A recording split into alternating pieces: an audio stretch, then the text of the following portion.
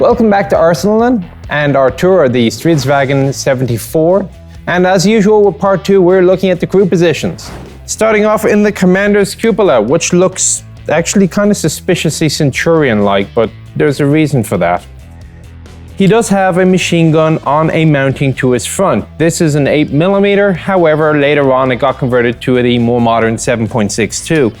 The machine gun mount is actually spring-loaded, so if you want to shoot at close-range targets, you have it aimed forward, and if you want to shoot at something a little bit higher up, that's about as high up as you can go.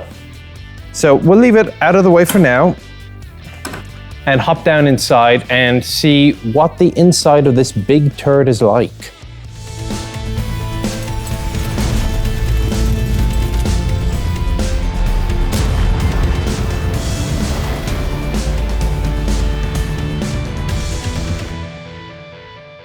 So coming inside the cupola, and this is definitely a vast improvement over the earlier turret on this vehicle. It is a rotating cupola, and directly to my front is binocular periscopic armored fighting vehicle number 4 Mark 1.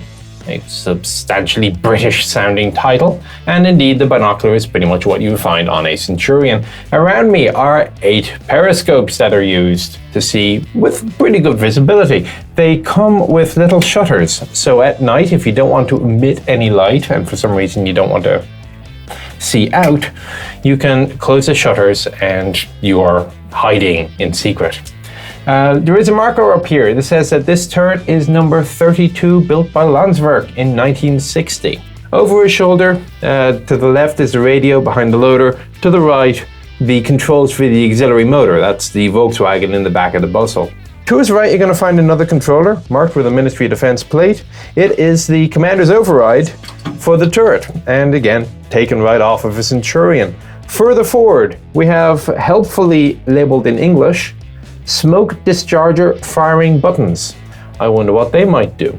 This is all a matter of just trying to keep the parts simple, and obviously they liked what they saw in the Centurion, and they took as many of the Centurion components as possible and put them in the turret.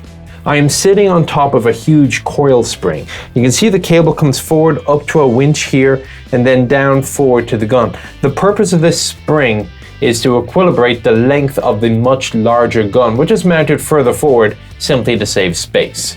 I'm happy enough with this position. Let's go forward and see if the gunner, well, sure, he can't be any worse than the one previous to him.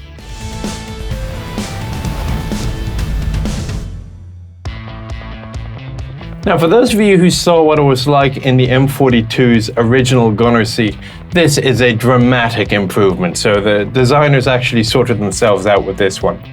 Again, everything is British. Right in front of me I have sight periscopic AFV number 22 Mark 1. It is connected though to a Swedish ballistic drive, but the idea works very similarly. You simply select the range that you want, place it on the scale, it adjusts the elevation of the periscopic sight accordingly. You simply lay the point on target and engage. Power traverse is conducted by another of the British traverse systems. To his front, he has a manual traverse. You have to kind of push down to engage and push a button to disengage. Elevation is manual, left-hand side, and there is a trigger for electrical firing on the elevation handle. There is also for indirect fire another British issue gunner's quadrant. Now, the purpose, of course, of the entire upgrade was the gun. The gun is a pre-war 7.5 centimeter Bofors. Now, if you want to know how good this gun was, take a look at a photograph of the 7.5 and then compare it with a photograph of the German 8.8, and you will see that the Germans basically took the Swedish design. In order to get it to fit in the tank, though, they still needed to cut off the length down to 56 calibers. They had to install a new recoil system and a couple of other tweaks just to get it to fit. It could fire armor-piercing and saber rounds. The saber round had a muzzle velocity of approximately 1150 meters per second and will penetrate somewhere around 195 millimeters of armor at 500 meters. The periscopic sight is the kind that I like. You have the Unity sight with a field of vision circle, which you know what you will see when you come down to the magnified telescopic sight, and the crosshair itself is simple, no muss, no fuss. You're not going to get confused. Just place the middle on target, fire, and if you set your range correctly, you should be good. On a matter of elevation, elevation and depression was plus and minus 15. I don't know what it is about Swedish vehicles, but they really like having good depression. Minus 15 is pretty good.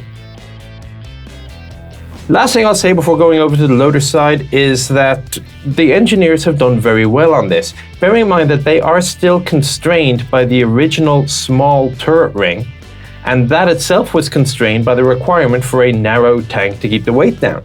So the fact that the TC and the commander can be front and back inside this small turret ring, and reasonably comfortably, they did very well. So that said, I'm going to hop over to the loader side.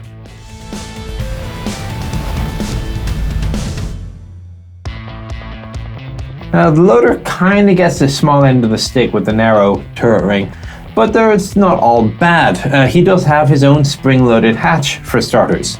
Looking forward, he's got a periscope. It is adjustable in elevation, but it is fixed forward.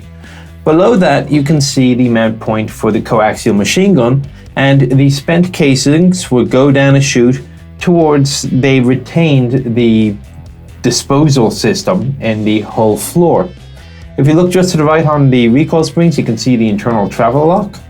Now on the left-hand side, you can also see 6 of the 45 or so rounds that were in the tank. Now the exact capacity varied depending on what sort of transmission you had, that take up a different amount of space. As you can see, these 7.5 centimeters are far bigger than the little dinky short ones that were in the M42. And you can see that the round is longer than the recoil guard. So you kind of thread it in, and then once you're fed, you can finally give it a good push. There's not very much room to get leverage, but things could be worse. The shell casings do not fit down the ejection chute. So unfortunately, it looks like you have to live with shell casings rattling around until you have time to eject them.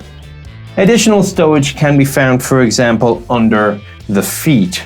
He has no seat. Instead, you can hook up a sling from the turret wall here to the breech guard, which you could sit on and ride head out if you're not in combat. Obviously in combat, unhook the sling and we're able to manipulate your rounds. Next up, the driver.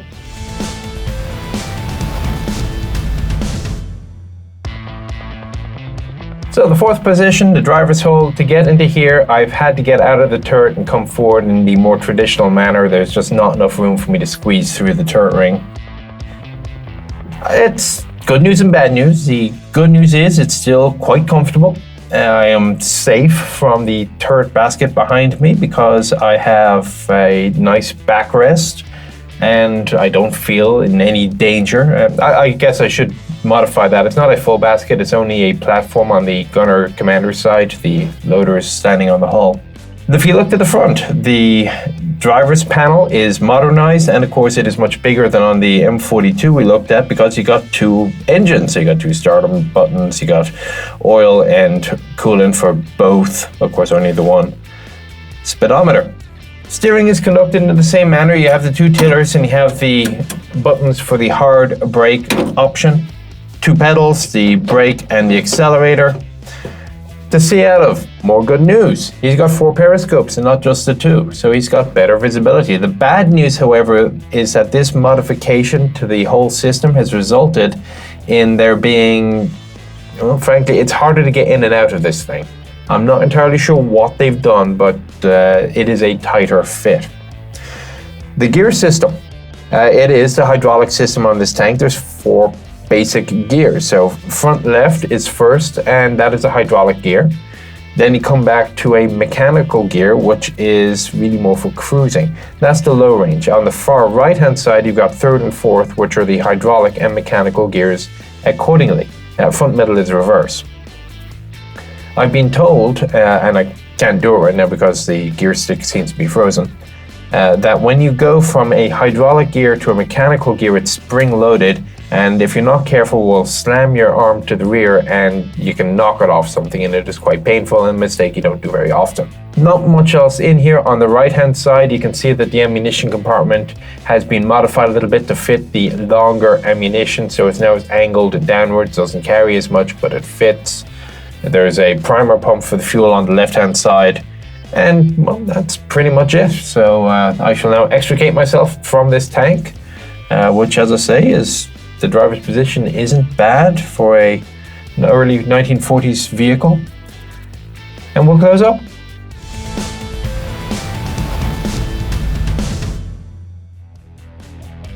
After having finished the extrication process, I've figured out what the problem was. They've put a stop on here so that the upper visor can't raise high enough to interfere with the traverse of the turret. This of course reduces the amount of space that you have to work with. Of course, on an M42 you have a much higher elevation on the visor unless the turret is directly forwards. So that said, let's close up. I love working on these little vehicles in person. You get to learn all these new details. The SCRV-74 did stay in service until 1984. That was when the last of them was decommissioned, the turret removed and placed in the typical Swedish tradition in the role of coastal fortification. Hope you found the tour illuminating, and as ever, we'll see you on the next one.